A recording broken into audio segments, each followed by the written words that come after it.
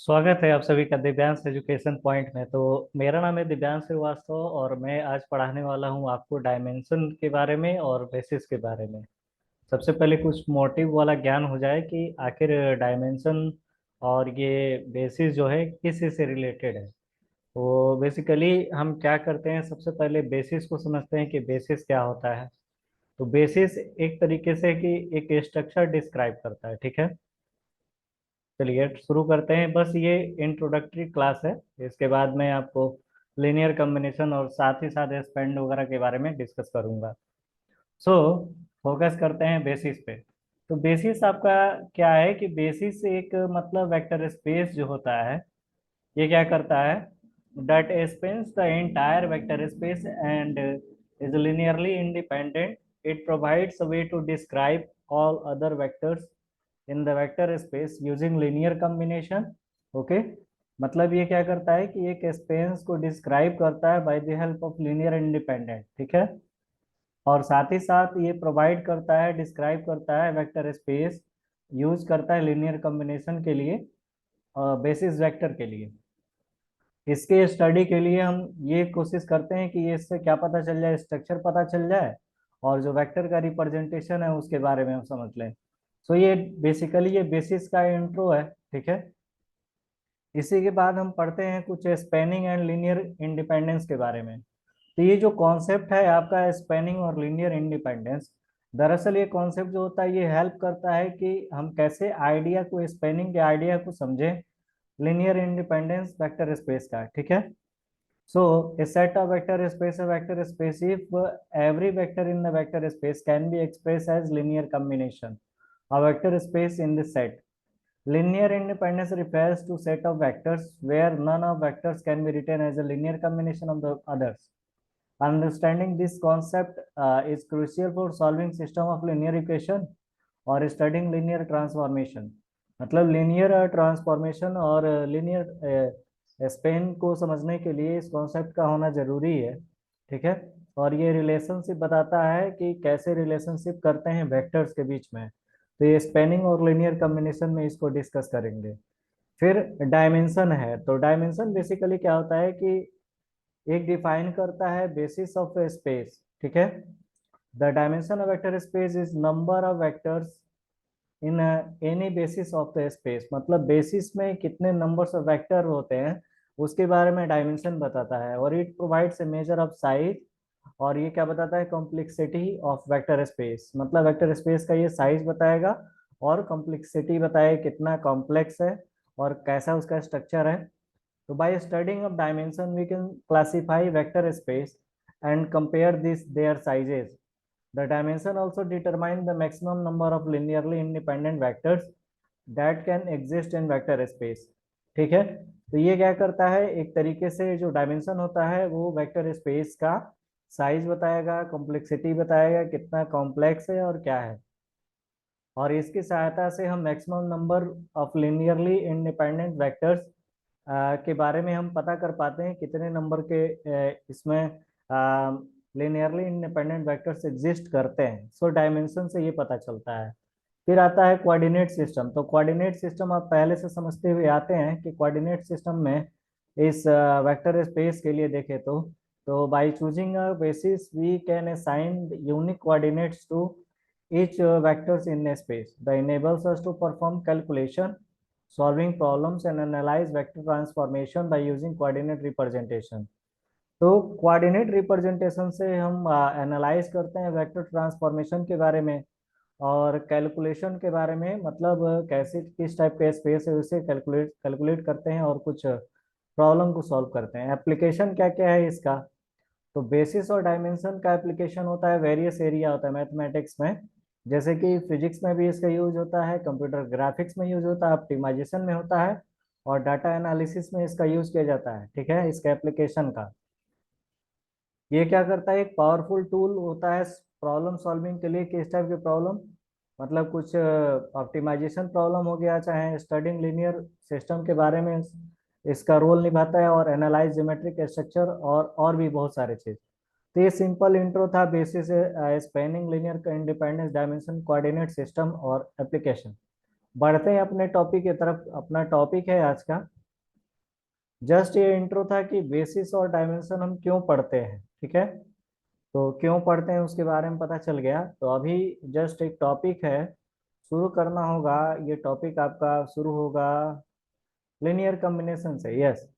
सो linear combination क्या होता है, सबसे पहले बात करते हैं लीनियर कॉम्बिनेशन के बारे में। तो लीनियर कॉम्बिनेशन होता है जैसे कॉम्बिनेशन, ठीक है ना। तो क्या होगा कि वी भी ये वेक्टर स्पेस ओवर एफ है, वी ओवर एफ है, ठीक है। और यहाँ पे V one V two V M जो है वो कहाँ से है, वी से है। यानी वी वन वी टू और साथ साथ साथ वी एम, ये कहाँ से बिलोंग कर रहा है, ये वी से बिलोंग कर रहा है। ये आर्बिट्री वेक्टर्स इसको बोलते हैं, V one V two V M को ये क्या बोलते हैं, आर्बिट्री वेक्टर्स बोलते हैं, ठीक है।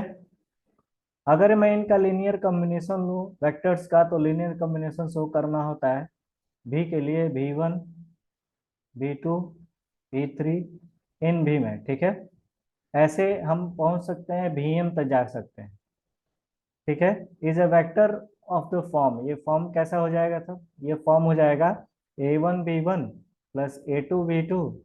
और साथ ही साथ हम पहुंचते हैं, तो ये पहुंचते हैं फॉर्म के तरफ ए एम बी एम के तरफ, ठीक है। जहां पर जो ए आई है, यानी ये जो नंबर वाला टर्म है ए वन ए टू ऐसे एम तक जो बढ़ रहा है, ये एलिमेंट लेते हैं फील्ड से लेते हैं। और आई जो सजेस्ट कर रहे हैं, आई आपका कहाँ से, one two three up to M तक है।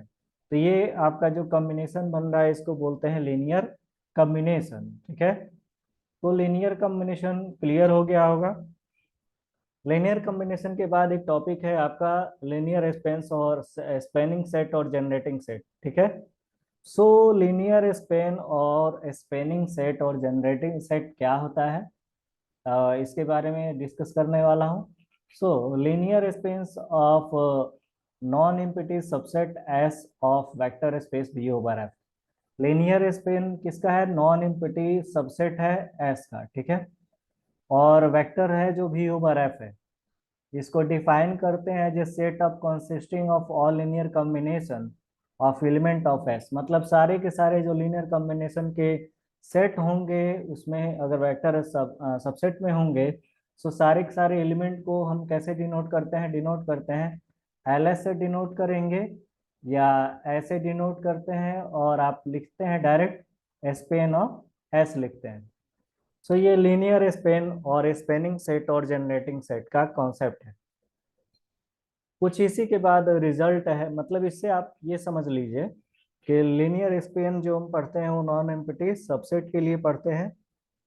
और आप वेक्टर स्पेस जानते हैं कि इसके पहले मैं आपको डिस्कस कर चुका हूँ कि vector space consist of A subset, मतलब एक सबसेट रखता है।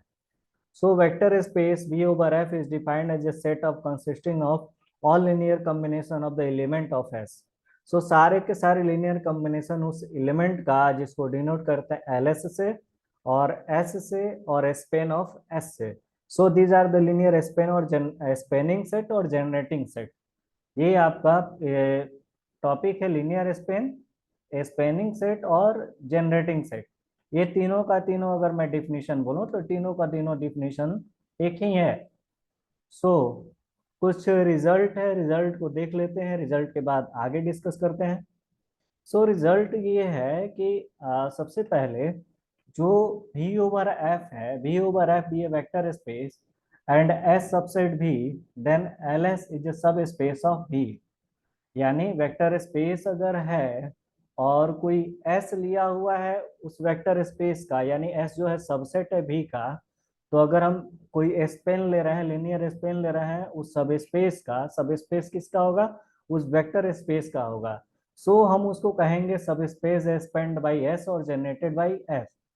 तो वो जो है हमारे पास जनरेट होकर के जो सब स्पेस मिल रहा है, उस सब स्पेस का नाम दे देंगे subspace spanned by S और generated by S. These are the result number one, ठीक है।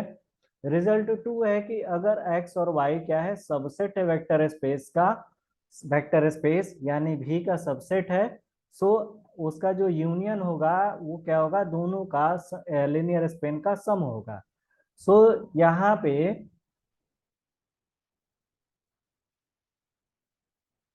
सो यहाँ पे मैं एक काम करता हूँ, वेट ए मिनट। यस। तो यहाँ पे जो आप देख पा रहे हैं एक्स और वाई, एक्स और वाई क्या है, सबसेट है वेक्टर स्पेस का। तो सबसेट है वेक्टर स्पेस का, अगर मैं उनके बीच का यूनियन लेता हूँ, आपको पहले क्लासों में डिस्कस कर चुका हूँ कि यूनियन कैसे लेते हैं, इंटरसेक्शन कैसे लेते हैं दो सब स्पेस का। सो हम क्या करते हैं कि अगर टू हमारे पास यूनियन ले रहे हैं तो वो दोनों का दोनों लीनियर स्पेन में सम होता है, ठीक है। सो यहाँ पे आप देख पा रहे हैं कि एस जो है वो आपका ये पोर्शन देखिए यहाँ पे। सो ये क्या है, एक्स और linear span X plus linear span Y का सम है। सो ये आपका एक्स यूनियन वाई का स्पेन हो गया। एक लास्ट प्रॉपर्टी है इसी में कि अगर ए सबसेट भी है और बी सबसेट भी है, यानी ए का सबसेट बी है और बी का सबसेट भी है, सो लीनियर एल ए जो लीनियर स्पेन है आपका ए का वो सबसेट हो जाएगा बी का, यानी अगर दोनों का दोनों सबसेट हो जा रहा है बी का, सो इसको हम कहेंगे कि ये दोनों आपस में भी लीनियर स्पेन बनाएगा। तीसरा रिजल्ट है कि अगर ए सबसेट है भी का, यानी वेक्टर स्पेस का इस एक सबसेट है भी का, तो अगर मैं उसका लीनियर स्पेन का लीनियर स्पेन लूं, सो ये मिलेगा एल ए मिलेगा। नोट ये कहता है कि अगर मैं फाई का कोई नॉन एम्प्टी सेट हमारे पास है, अगर मैं उसका लीनियर स्पेन निकालता हूं तो वो हमको जीरो मिलेगा, ठीक है। सो ये आपका इंटरेस्टिंग टॉपिक था, लीनियर स्पेन और स्पेनिंग सेट और generating set. Now we proceed my lecture, और हम लेक्चर को आगे बढ़ाते हैं। आगे में है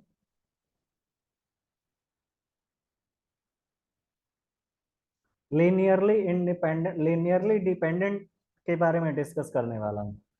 सो लीनियरली डिपेंडेंट क्या होता है वेक्टर स्पेस का। सबसे पहले देखें कि अगर मैं कोई ए लूं, ए क्या है, सबसेट है एस ऑफ वेक्टर स्पेस भी का, ठीक है। A subset S of a vector space V is said to be linearly dependent if there exists a distinct vector. What? Distinct vector of x1, x2, xn in S and a scalar c1, c2, cn in F. Not all of which are zero, such that c1, x1, c2, x2. Here is the xn, cn, xn. These are the cn and xn. सो ये क्या हो गया, हमारा linearly dependent हो गया। Linearly dependent का मतलब ये हो गया कि कोई सबसेट है, ए सबसेट एस है, क्या है, ए सबसेट एस ऑफ भी, ठीक है। S of B is said to be linearly dependent if there exist a vectors, vector कैसा वेक्टर होना चाहिए, x1 x2 और xn। ये किस में है, इस एस में है, ठीक है, इस एस में है ये। एंड स्केलर, स्केलर क्या हो गया, स्केलर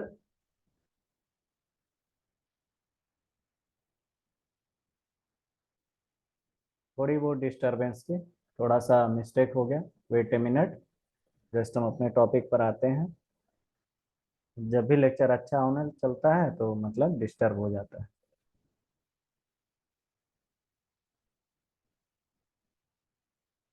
वापस से शेयर कर लेते हैं। ओहो, ये क्लोज हो गया है वन ड्राइव, इसीलिए ऐसा हो रहा है। सॉरी फॉर डिस्टरबेंस, मैं अपने लेक्चर को थोड़ा सा अभी यहाँ पे थोड़ा वेट करिए, ठीक है।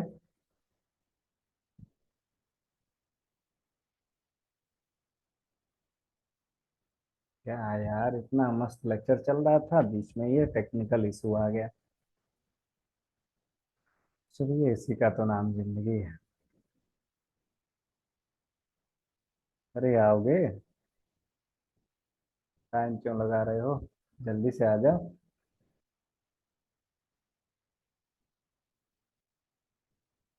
लगता है किसी ने नजर लगा दिया। तो परेशान ना हो, लेक्चर के साथ बने रहिए और बोरियत ना लगे आपको। बीच बीच में ये थोड़ा बहुत डिस्कस होते रहना रहना चाहिए, प्रॉब्लम आते रहना चाहिए। और चलिए, ये तो ओपन हो रहा है। ओके।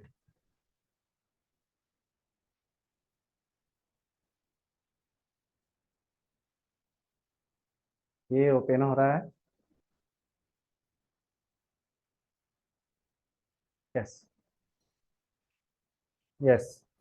लिनियरली डिपेंडेंट अभी तक हो चुका है। लिनियरली डिपेंडेंट के बाद से डिस्कस करने वाला हूँ आपको linearly independent. Yes yes yes, हाँ ये डिपेंडेंट नहीं चल रहा था, ठीक है। Okay. Now now linearly dependent. Linearly dependent में क्या था कि एक, एक मिनट थोड़ा सा ग्लव्स पहन लिया जाए।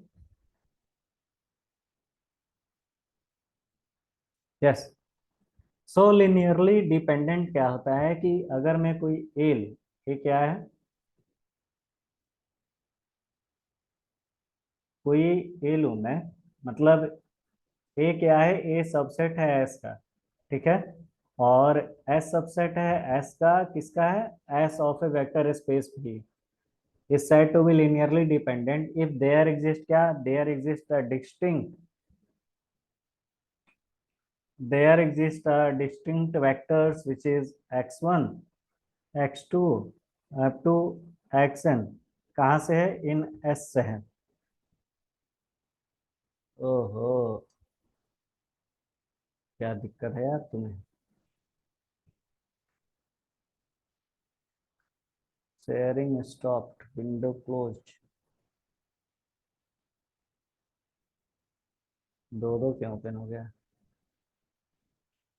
चलिए, ठीक है। सो ये क्या हो गया आपका, लिनियरली इंडिपेंडेंट, लिनियरली डिपेंडेंट हो गया। अगर इस टाइप के टर्म मिल रहे हैं, मतलब ये क्या करे, सारे के सारे जीरो को यहाँ, not all of which are zero, यहाँ पर मतलब जीरो सभी नहीं हो सकते हैं। सो कोई कोई एक एलिमेंट मिल जाता है, और यहाँ पे अगर स्केलर का मल्टीपल कर देते हैं, आपका डिस्टिंक्ट वेक्टर्स के सारे एलिमेंट के बीच का कॉम्बिनेशन जो होता है वो कहलाता है लिनियरली डिपेंडेंट कहलाता है, ठीक है। सो पढ़ते अपने नेक्स्ट लेक्चर, आगे लेक्चर की तरफ प्रोसीड करते हैं।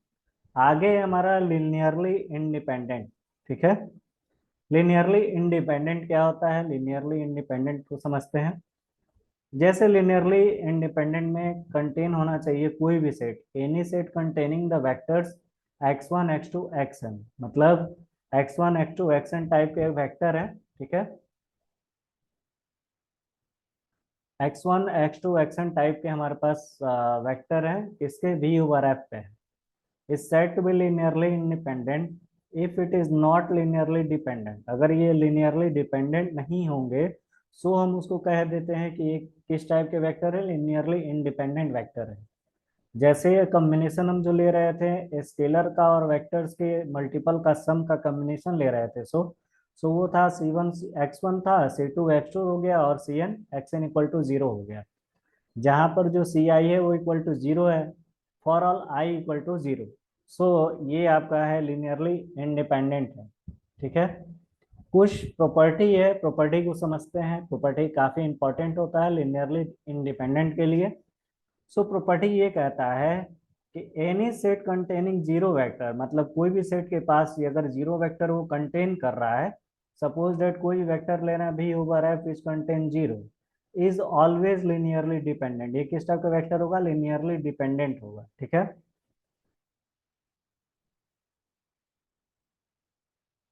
ये वेक्टर होगा वो लिनियरली डिपेंडेंट वेक्टर होगा, ठीक है।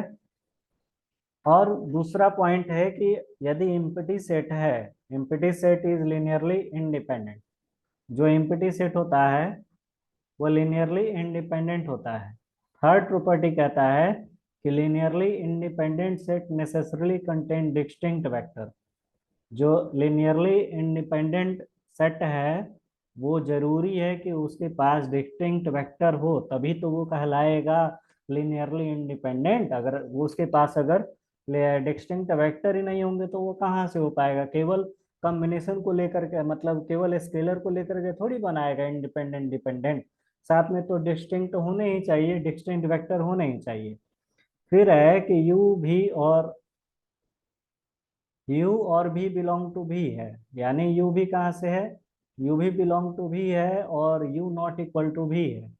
यानी दो वेक्टर के एलिमेंट हो गए जब दोनों आपस में इक्वल नहीं है, तो उसका जो सिंगलटन निकालेंगे linearly dependent if and only if you and v are constant multiple of each other. अगर ऐसा संभव तभी होगा जब वो एक दूसरे का कांस्टेंट एलिमेंट होंगे ये दोनों, मतलब यानी ये अगर वन और टू है, जैसे वन और टू ले लिया, और वन तो इक्वल नहीं है टू से, और इनका जब सिंगलटन निकाला जब वन और टू का, तो इनके बीच का लिनियरली डिपेंडेंट, देखिए इस वाले पॉइंट को मैं यहाँ थोड़ा समझाता हूँ। देख, करना क्या है कि यू और भी बिलोंग टू भी है।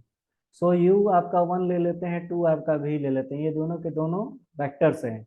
अगर मैं इनका कांस्टेंट निकाल लूँ, और ठीक है, तो कांस्टेंट टर्म निकालूं, ये लिनियरली डिपेंडेंट तभी होंगे यदि क्या हो, यदि if and only if you and B are constant multiple each other, यानी एक दूसरे के ये क्या हो, कांस्टेंट मल्टीपल ओवरऑल टू। तो ये क्या हो गया, कांस्टेंट मल्टीपल है तभी ये जा करके लिनियरली डिपेंडेंट होगा। थर्ड पॉइंट कहता है कि इसी में कि कोई सेट है, a set S of vector is linearly independent, linearly independent if and only if each finite subset of S is linearly independent। मतलब सारे के सारे जो भी फाइनाइट सबसेट हैं,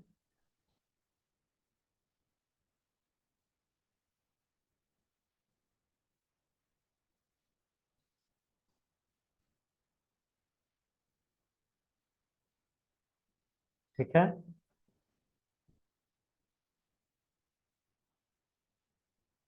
यानी a set S of vectors, bore ना हो, ये बने रहिए लेक्चर के साथ, ठीक है। A set S of vector is linearly independent if and only if each finite subset of S is linearly independent। ठीक है ना।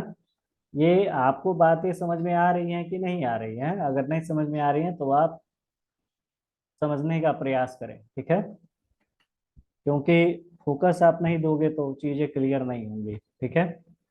सो a set S of vector is linearly independent, यानी कोई सेट है वेक्टर्स का, वो क्या लिनियरली इंडिपेंडेंट होगा यदि सारे के सारे फाइनाइट सबसेट अगर एस के लिनियरली इंडिपेंडेंट होंगे, तभी ऐसा पॉसिबल है।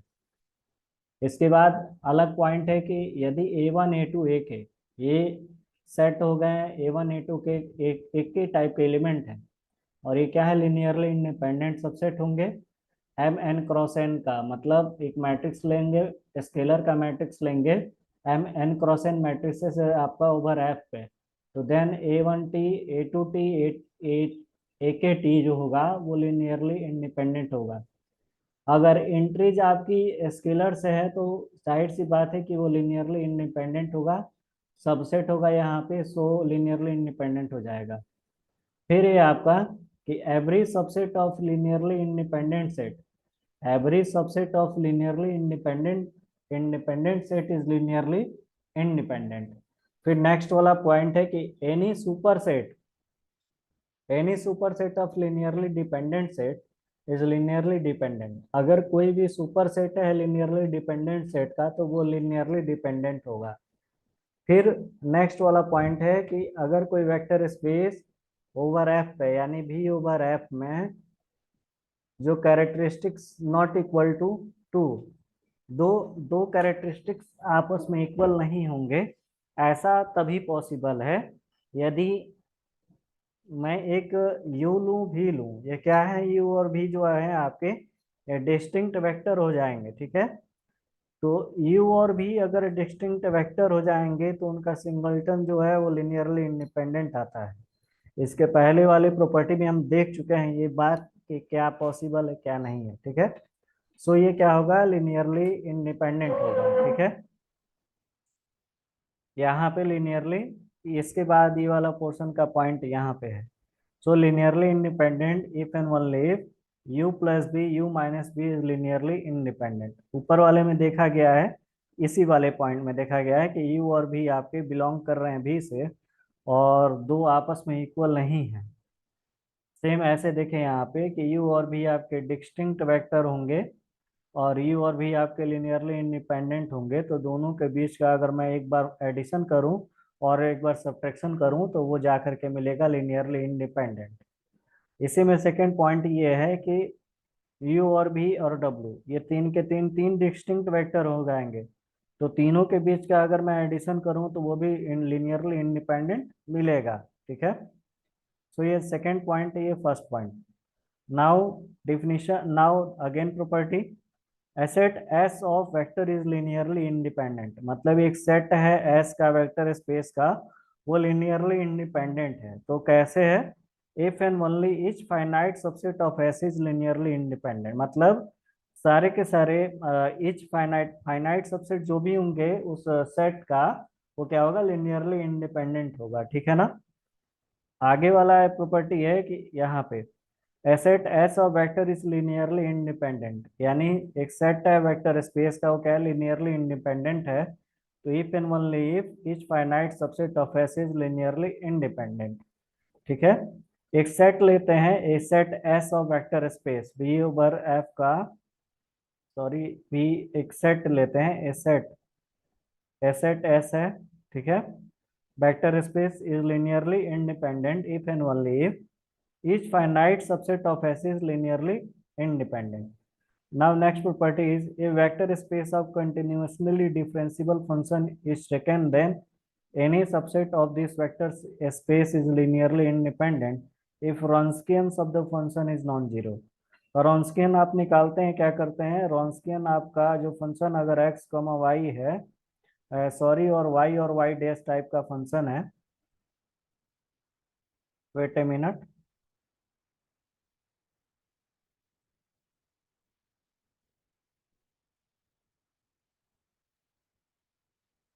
Wronskian ऑफ एक्स और वाई आप निकालते थे, तो एक होता था फंक्शन वाई का अगर है, और फंक्शन एक दूसरा है एफ एक्स का है, सो ये इसी का डिफरेंशियल होता था एफ डैश वाई, और ये इसी का डिफरेंशियल होता था एफ डैश एक्स का। यानी वाई वाई डैश है तो वाई ये डैश हो जाएगा और वाई डबल डैश हो जाएगा। These are the Wronskian। तो ये जो वेक्टर स्पेस है, vector space of continuously differentiable function, अगर कोई फंक्शन कंटिन्यू डिफरेंशिएबल है, ठीक है, सो कंटिन्यू डिफरेंशियल टाइप का फंक्शन है, तो then any subset of the vector space is linearly independent. Linearly independent तब होगा जब उसका रॉन्स्कियन फंक्शन जो होगा वो नॉन जीरो आएगा। सो जा करके उस मतलब फंक्शन जो होगा वो हमारा लीनियरली इंडिपेंडेंट होगा, ठीक है। फिर नेक्स्ट वाला पॉइंट है कि अगर एस हमारे पास U1 U2 UN है, ये एक तरीके का सेट है, U1 U2 UN, be a finite set है, ठीक है, एन एन एन टाइम्स का फाइनाइट सेट है वेक्टर स्पेस के लिए, तो then S is linearly dependent बोलेंगे if and only if u i बराबर जीरो हो जाए फॉर सम आई के लिए, और उसमें अगर यू के प्लस वन कर देंगे तो उसका लीनियर स्पेन निकालेंगे जब इसका, सो ये कहाँ से कहाँ तक होगा? वन के वन से लेकर के एन तक होगा, ठीक है।